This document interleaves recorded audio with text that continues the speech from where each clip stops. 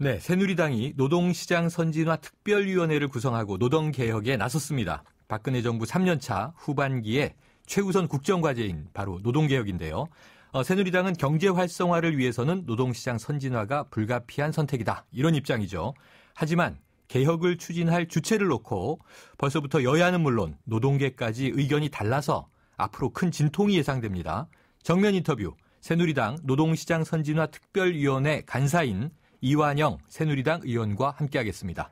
의원님 안녕하세요. 예, 안녕하세요. 칠곡 성주 고령 이완영 간사입니다. 예. 네, 바로 이번 주에 이 새누리당의 노동시장 선진화 특별위원회가 공식 출범했는데요. 네. 앞으로 이 특위가 노동개혁을 주도해 나가는 겁니까?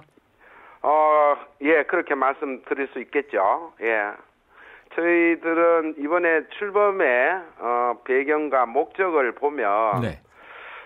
너무 노동계가 좀 우려를 많이 한다. 또 고용 유연성에 포커스가 있는 거 아닌가. 이렇게 많이들 좀 오해를 하고 계시는데요. 네. 저희들은 크게 세 가지로 이렇게 말씀드립니다. 네. 첫째로는 우리 절대적으로 부족한 청년 고용 확대를 위한 일자리 창출. 두 번째로는 우리 취약계층을 위한 사회 안전망, 근로자들의 사회 안전망 확충을 기하고요. 세 번째로는 우리가 양극화되어 있는 노동시장의 이중 구조를 좀 개선해 보려는데 목표를 두고 있습니다. 네, 예. 이게 목적이 전혀 다르군요. 예, 저는 예. 이 노동개혁의 핵심 바로 예. 고용 유연성이라고 생각을 했는데요. 예. 오해다라고 말씀을 해주셨어요. 그렇습니다. 그렇다면 예. 고용 유연성 문제는 중요하지는 않은 겁니까? 중요하지 않는 게 아니고요. 네. 이게 목적이 마치 지금 1년 동안 해온 노사정위원회 활동도 고용 유연성 때문에 많이 이제 노총이 탈퇴하고 이런 게 언론에 많이 나왔기 때문에 그렇습니다. 예. 이게 유연성의 목적이 있는 것은 분명히 아니다라는 것을 제가 강조를 드립니다. 예. 거기에 목적이 있는 것은 아니다. 그렇습니다. 그런데요, 예. 아까 이 세 가지 말씀해 주신 것 중에 하나하나 보면요. 네. 이 청년들에게 이제 일자리를 창출한다. 첫 번째 과제인데 예. 이게 지금 임금 피크제가 같이 관련되는 거 아닌가요? 그렇죠. 임금 피크제라는 것은 정확하게 말씀드리면 이제 정년 60세에 따른 임금 피크제 도입이거든요. 네. 그렇다면은 제가 대표 발의자입니다. 네. 이 법에 네. 정년 60세법.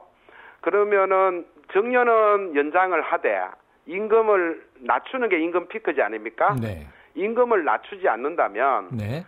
신규 고용이 없더라도 인건비가 늘어납니다. 네.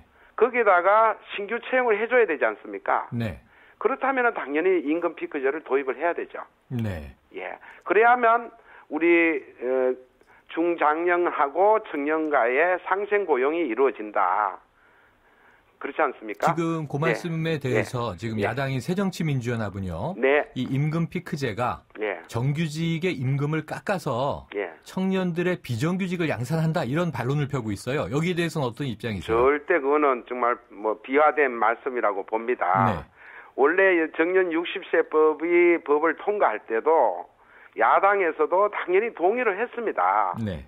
이걸 임금 피크제를 해야만이 60세가 가능하고 그 다음에 청년 고용도 가능하기 때문에 임금 조정을 반드시 해야 된다. 네. 동의를 했고요. 그때는 제가 법안 소위 심사위원이기도 했습니다. 동의를 했고 그 다음에 청년 고용을 왜 비정규직만 양산한다고 얘기를 합니까? 그건 아니죠.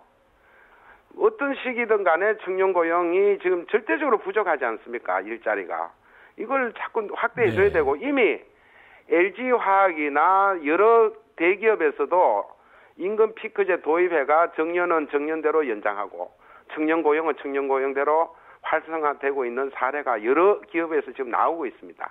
네, 지금 이제 저희가 새정치민주연합의 이제 은수미 의원과 같은 맥락의 인터뷰를 했었는데요. 네네. 이 노동개혁 이전에 기업개혁부터 해야 한다. 대기업들이 이제 이 기업 유보금을 엄청나게 쌓아놓고 투자할 곳이 없다라고 하면서 일자리를 늘리지 않는데 그렇다면 정부가 기업개혁에 먼저 나서야 되는 거 아니냐 이런 의견이었어요. 저는 그거는 기업개혁이라기보다 뭐 회사가 돈 벌려고 하면 왜 투자를 안 하겠습니까? 네. 얼마 전에 박근혜 대통령께서 재벌그룹 등 해가지고 간담회에서 기업들이 135조를 투자를 해서 일자리를 만들겠다고 약속을 했지 않습니까? 네.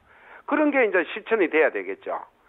그러니까 기업은 기업대로 투자를 해서 새로운 일자리를 만들어내고 기존에 있는 회사는 이렇게 정년 연장에 따른 임금 조정해서 또 청년 일자리도 만들어내고 뭐 저는 이 일자리는요 올커트 프레싱이라고 표현을 합니다. 네. 다방면에서 창업도 해야 되고 외국에 돌아간 기업도 우리한테로 오게 해야 되고 이렇게 함으로써 우리가 일자리가 생기는 거 아니겠어요? 네. 의원님 어쨌든 그래도 기업 쪽에 투자와 약속 실천도 이제 강조를 하셨네요. 네, 네. 네, 자 고용노동부 인터뷰에서는 이런 얘기가 나왔습니다. 이제 일자리 20만 개, 청년 실업 해소 방안 이제 발표가 됐었죠. 그 중에 이제 16만 개 정도 일자리에 대한 설명이 나왔었는데 사실 내용을 따지고 보니까 이 중에 한 12만 개 정도는 일자리 창출이라기보다는 일자리 기회를 주는 단기적인 방편일 뿐이다. 이런 지적이 있는데요. 청년 실업 대책으로는 좀 부실하다는 지적 어떻게 보십니까? 이번 20만 개 일자리는 다방면에 이제 내용을 담고 있습니다. 물론 바로 일자리가 아니라 뭐 직업 훈련도 시켜가지고 일자리 기회도 만들어주고 이런 내용이 있습니다. 있으나 저는 근본적으로 정부가 일자리 만드는 거 아니지 않습니까? 네. 기업이 일자리를 만드는 겁니다. 그래서 기업들로 하여금 투자를 하게 하고 또 공공부문의 일자리는 있습니다. 그죠? 공공부문의 일자리는 예를 들어서 이번에 뭐 교사 같은 경우는 명예퇴직을 늘려서 우리 청년 교사를 많이 채용하게 하자 이런 것들이 저는 비판만 할 게 아니라 하나하나 일자리 하나라도 늘리는 우리가 정부나 국회가 해야 할 일이라고 보는 거죠. 네, 그런데 지금 말씀하신 대로 이 정부는 정책을 펼치는 거고요.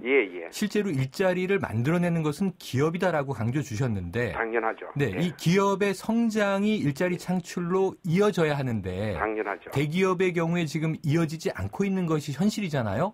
그렇다면 좀 구체적으로 이 기업을 좀 이렇게 추동할 수 있는 정책을 정부가 좀 펼쳐야 되는 건 아닌가요?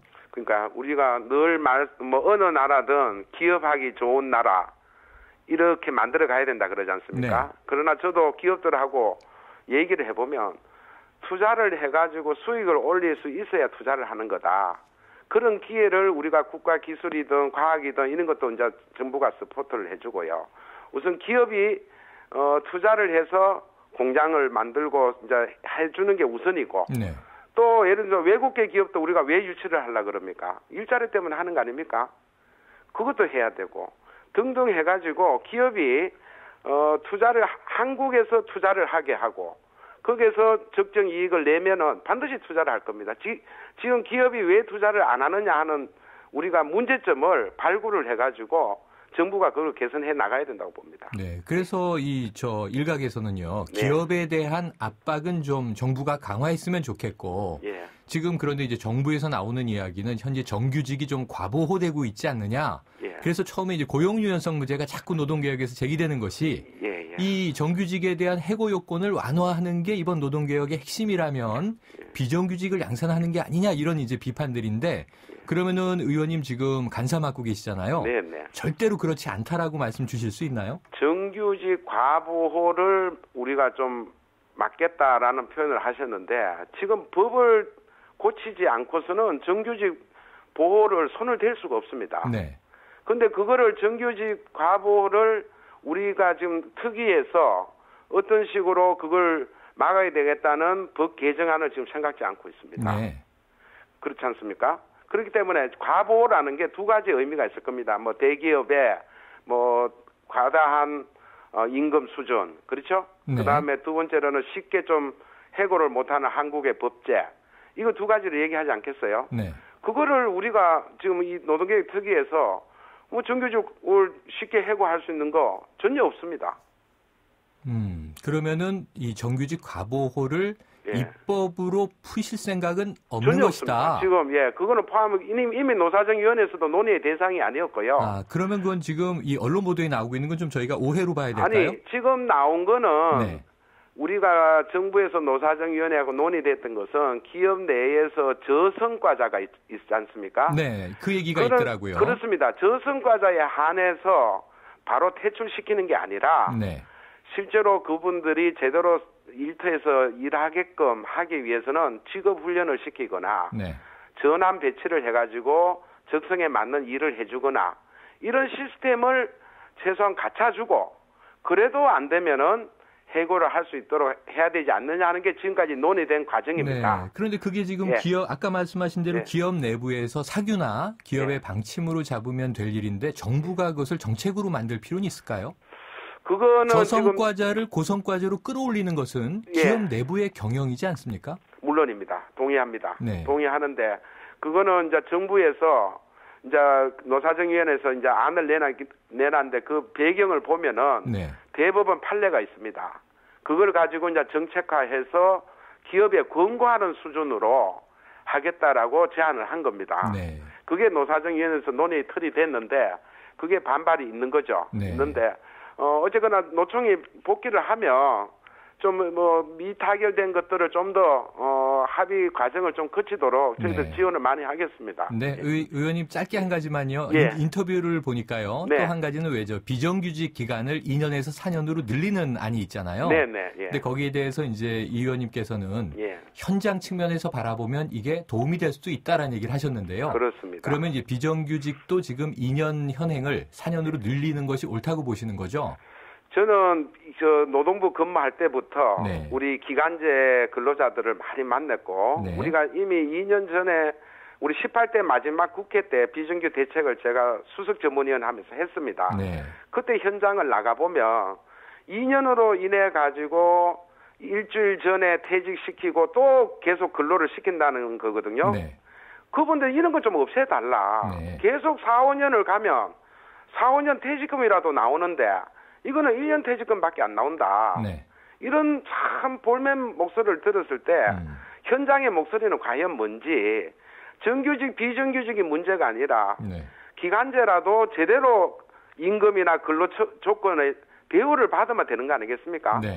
그런 게 저희들이 많이 근로 조건 처우 개선을 좀 확보해 주도록 노력을 하겠습니다. 네, 무슨 말씀인지 알겠습니다. 그렇습니다. 의원님, 오늘 말씀 감사합니다. 감사합니다.